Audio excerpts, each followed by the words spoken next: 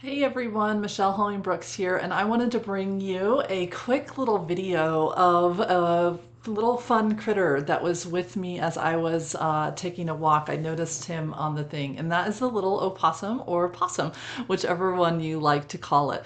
And possum energy is really interesting because it invites us to pause and take a look at the different ways in which we are losing our power to those habitual ways in which we get thrust into a fight, flight, or freeze response within our system.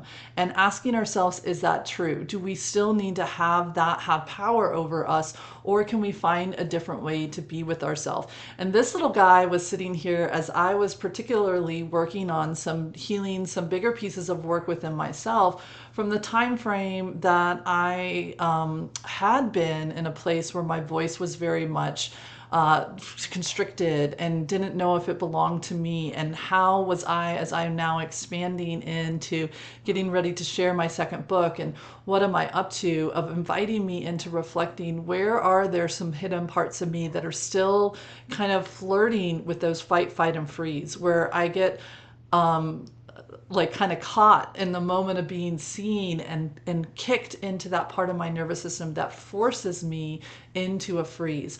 And that's because a possum doesn't choose to step into a freeze response. Their nervous system forces them all the way down to a freeze and to a shutdown where they just like go and they quote unquote play dead.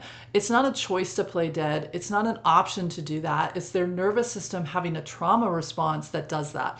So for you, as you look at this cute little guy with his pink little nose and his little ears, what is possum energy bringing forward in you?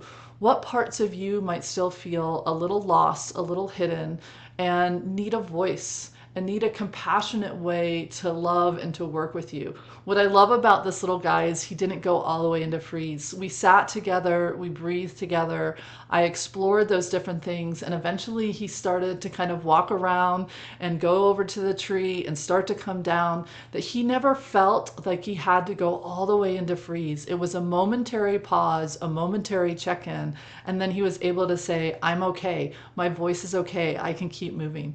And so where is that for you, and what would that look like, and how can you consciously pause, step into caring for that part of you and saying, hey, I can keep moving and doing what I'm doing in alignment with who I truly be.